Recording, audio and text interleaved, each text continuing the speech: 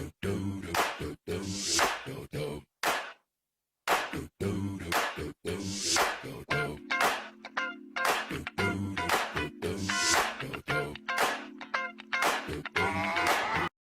amigos, mi nombre es Caterina y en este video mis amigas y yo les platicaremos sobre el Renacimiento.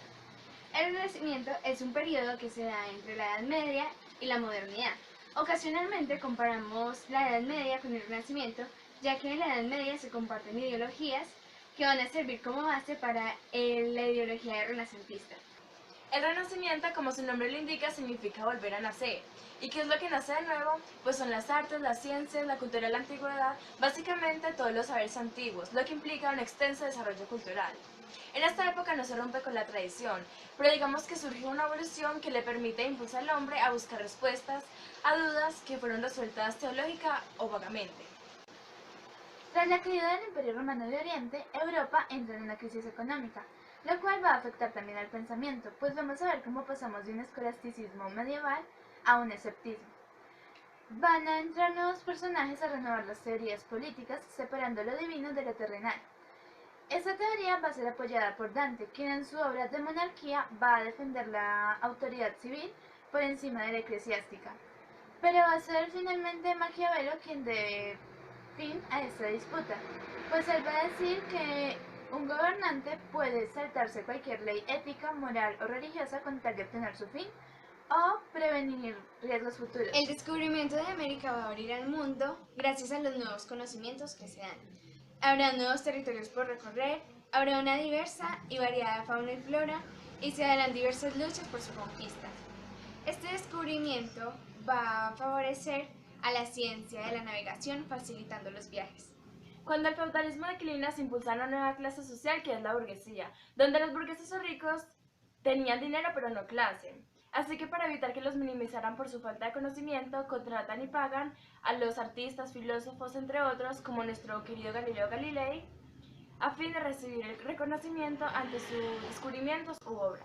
También se da un pensamiento humanista, el cual pone al hombre en el centro y su capacidad de estudiar los saberes existentes, pues se espera la idea de un hombre completo tanto física como intelectualmente, y se le otorga cierto grado de valor y talento a todo lo que realiza.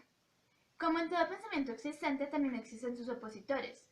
La opinión del Papa Inocencio II es bastante dura, donde tacha al hombre de inferior y resalta sus bastantes desagradables defectos en comparación a la naturaleza. La astronomía es muy importante ya que aparecen nuevos personajes que ayudarán con el progreso de la ciencia y verán fallas muy graves en las doctrinas aristotélicas. Por ende, buscarán la manera de hallar respuestas para comprobar que Aristóteles es falso y así poder aplastar esa araña geocentrista. Por supuesto, la iglesia va a ser como una piedra en el zapato. Algunos personajes importantes de esta época son Nicolás de Cusa, teólogo y filósofo. Es considerado el padre de la filosofía alemana y un personaje clave en la transición del pensamiento medieval al Renacimiento.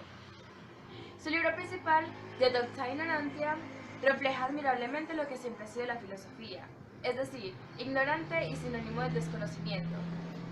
Plantea una imagen del mundo que es también imagen de Dios, donde si Dios es lo unitario y lo infinito a la vez, entonces el mundo es también infinito. Este fue el paso a la física moderna. Si el universo es infinito, no tiene fin. Se extrae pues que no existe un centro del universo, ni hay un punto de referencia a él. Por lo tanto, la Tierra no es el centro. Y no vamos a encontrar un lugar de privilegio en él. Tampoco existe la quietud. Absolutamente todo está en movimiento, incluido el Sol. El hecho de que no nos percatemos del movimiento es otro cuento. Nicolás también especula acerca de la existencia de otros mundos, teoría que es retomada más de 100 años después por Giordano Bruno. Nicolás Copérnico fue un astrónomo polaco y ante todo el iniciador de la revolución científica con su defensa del heliocentrismo en su obra De Revolutionibus Orbium Coelestium, en la cual se contraponía al geocentrismo, la cual era la postura adoptada por la mayoría de las personas. En su teoría decía que la Tierra gira sobre sí misma y que se demoraba un año en dar una vuelta completa alrededor del Sol, además de que la Tierra se inclinaba sobre su propio eje. También postulaba una nueva alineación de los planetas según su periodo de rotación. Los planetas, entre más era largo su radio, más se demoraban en dar una vuelta completa al Sol. Giordano Bruno fue un astrónomo, filósofo, matemático y poeta italiano considerado mártir de las ideas heliocéntricas. Propuso que el Sol era simplemente una estrella y que el universo había de contener un infinito número de mundos habitados por animales y seres inteligentes. En el campo teológico propuso una forma particular de panteísmo.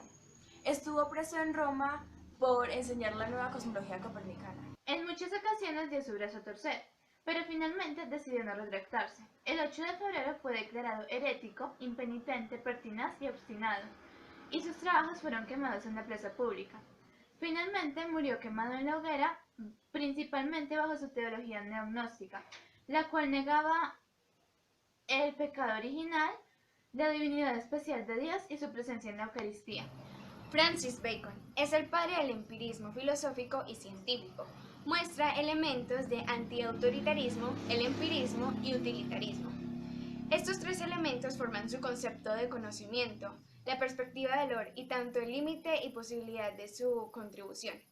Bacon se muestra ante un sentido optimista sobre la verdad junto a la libertad humana y la soberanía. Estaba convencido de que el ideal del conocimiento humano está ausente de tradición, interpretación y autoridad. Galileo Galilei fue un astrónomo y físico italiano que transformó la imagen medieval del universo, y sus teorías heredaron el pensamiento de Aristóteles y de la escolástica cristiana. Otro de sus hallazgos fueron las leyes del movimiento pendular y las leyes del movimiento acelerado. Galileo perfeccionó el catalejo hasta el punto de llegar a obtener un telescopio de 60 aumentos, y sus obras, estudios e investigaciones siguieron un método práctico basado en la observación y la experimentación. Johannes Kepler.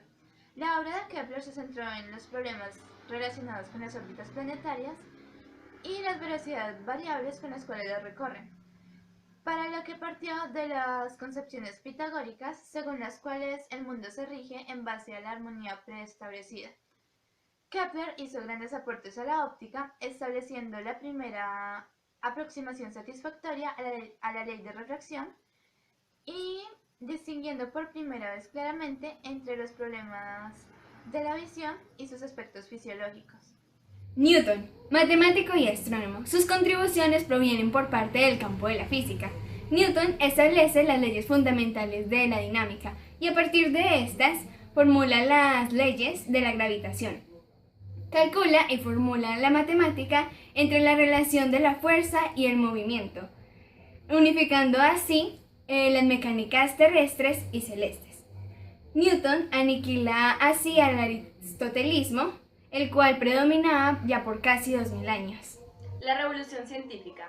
El día de la muerte de Copérnico es publicado su libro sobre la revolución de las orbes celestes, el cual expondrá su sistema heliocéntrico donde la Tierra gira en torno al Sol, contradiciendo al geocentrismo. Este nuevo sistema será perseguido por el cristianismo, pues claramente esta idea heliocéntrica se oponía completamente a los principios cristianos de la época. En un intento por mantener a salvo este libro, se va a publicar en el prólogo que no se trata más que de un modelo matemático que funciona, pero que es falso. Estas ideas heliocéntricas se van a difundir y van a ser aceptadas por importantes científicos, pero este modelo va a resultar inútil. Y más adelante va a entrar Galileo Galilei, quien va a complementar los aportes de Copérnico por medio de sus observaciones en el telescopio. Pero este modelo va a continuar fallando, pues Galileo afirma que las órbitas planetarias son circulares, y va a ser Kepler quien plantee que las órbitas planetarias son elípticas.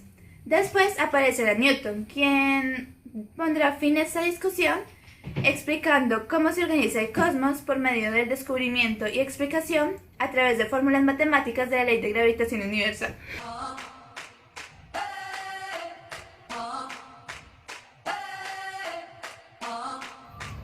Vamos, ya comenzamos.